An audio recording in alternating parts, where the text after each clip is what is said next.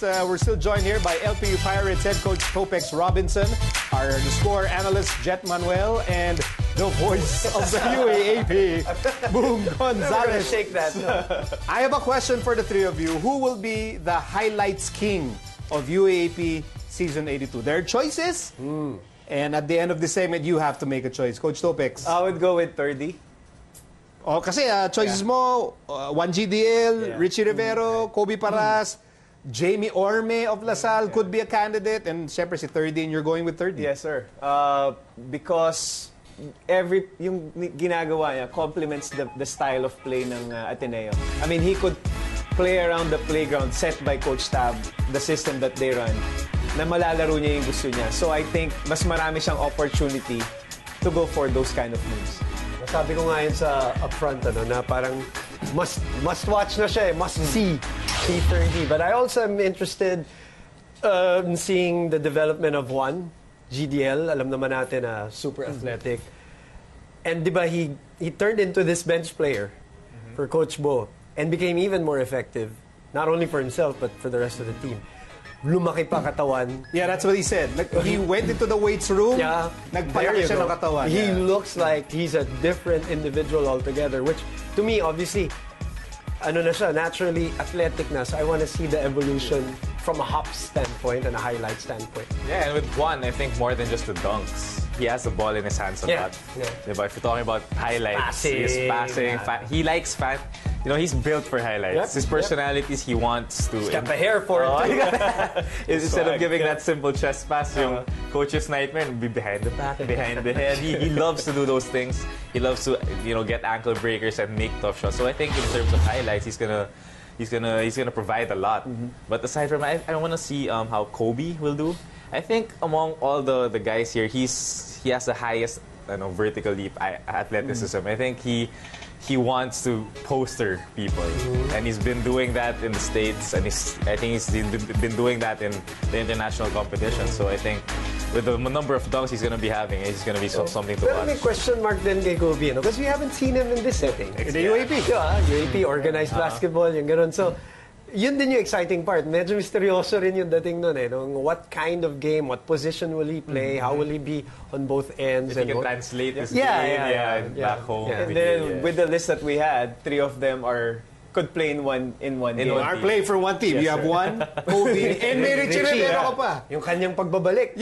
Warm-ups pa lang na UP. Sulit na yung ticket mo Sulit na. You just bring scorecards. Warm-up. Okay. So si Richie komportable. Richie Rivero ka proven highlights machine when he was with LaSalle. Yeah, so he's not, wala siyang adjustment period. Richie is coming in. I know how the UAP he knows what is. to expect. I came from a high-profile He's school. played in the finals.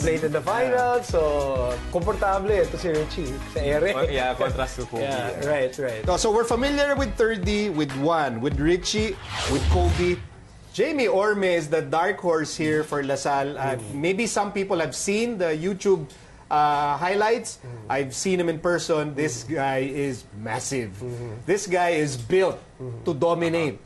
But I don't know. Of us four, you may be in the best position to give us the inside scoop on how athletic this guy is. Yeah, I mean, from what I've heard from my brother, also his teammate, he's just freakishly athletic.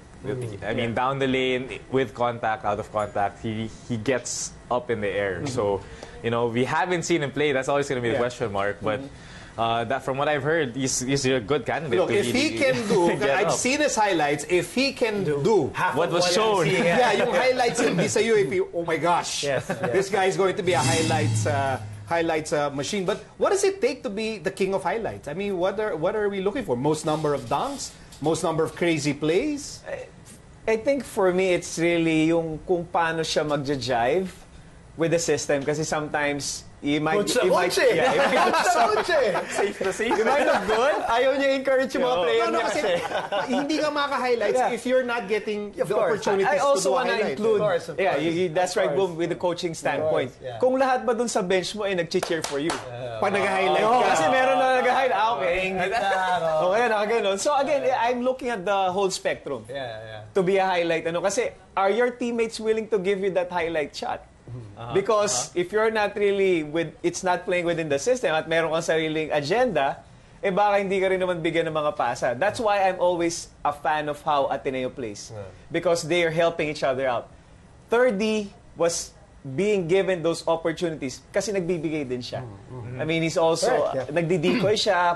Within the system. Yeah, within the ginagawa. system because he's willing to pass it if hindi kaya. So, nire-rewardan din siya ng mga kasama niya. So, that's just my point. Okay. Kami as spectators, kami ng Lamigo as spectators, we look at, I think, personally, I look at something na hindi ko inaasahan. Like for a lot of the stuff that 30 did last year, you know he's athletic, you know he's high IQ, but there were some of these things that you really talagang tatanggalin mo yung headphone.